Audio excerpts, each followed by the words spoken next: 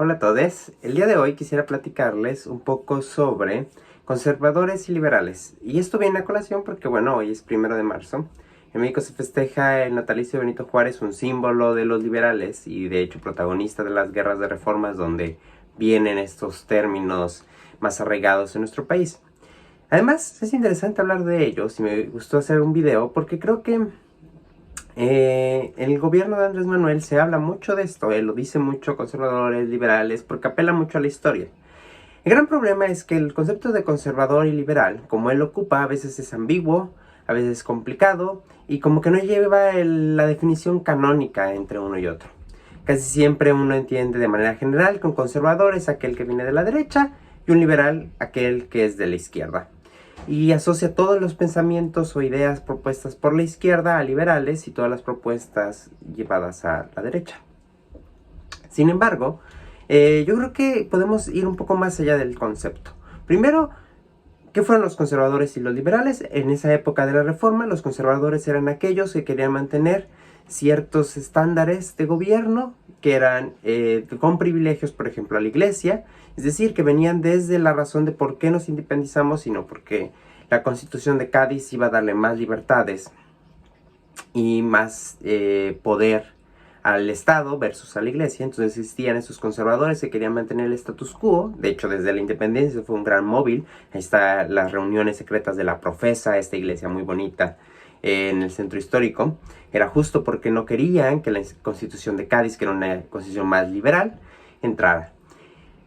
Juárez, con un grupo de pensadores, tenían ideas que había que darle más poder al Estado, ser más, romper este status quo. En este momento, como él ocupa conservadores y liberales, Andrés Manuel lo trata de asociar, aunque no lo explica, de que, bueno, aquel conservadurismo es el que quiere conservar el estatus. Es un poco confuso, porque si vamos a que qué quiere conservar, que el status quo es el sistema que pasamos, que es un sistema claramente neoliberal, ahí empieza a haber un poco de confusión. ¿Por qué? Porque el neoliberalismo, como su nombre lo dice, tiene ciertas líneas liberales e individualistas. Entonces, el decir que los conservadores sean así porque gustan conservar el antiguo régimen, puede que en cierta forma algunas ideas de los conservadores que tanto atacan Andrés Manuel lleguen a ser liberales.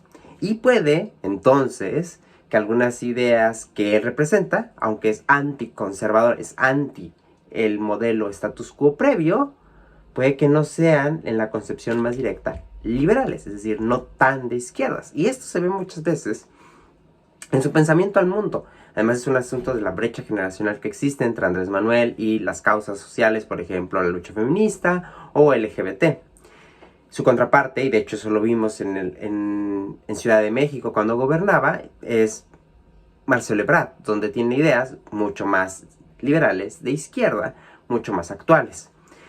Esta discusión es complicada en este momento. De hecho, por ejemplo, en otros países la derecha y la izquierda es muy clara, se distingue perfectamente, son dos partidos opuestos. Pero otro caso donde se confunde, por ejemplo, es Estados Unidos, donde aunque los republicanos se entiende que son la derecha y los demócratas la izquierda, ambos persiguen, ambos tienen corrientes neoliberales dentro de sus filas.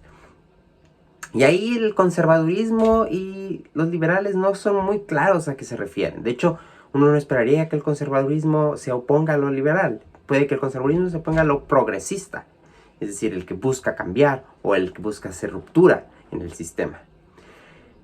No sé ustedes qué opinan, pero tal vez hacer referencias necesariamente de la época de Juárez no es tan beneficioso para Andrés Manuel. Si ponemos en la historia a Juárez, las cosas se complican. Juárez no es simplemente, lo hemos canonizado como el héroe, pero tiene sus bemoles. Y, por ejemplo, tuvo que hacer grandes acuerdos con Estados Unidos para subsistir su sistema. Y de hecho, también esa división entre conservadores y liberales que nos enseñan en la escuela iba a ser complicada cuando llega a la escena Maximiliano. Un gobierno que sí era de reyes, de emperadores, pero que tenía ideas progresistas, ideas para apoyar al pueblo, ideas que Juárez nunca propuso.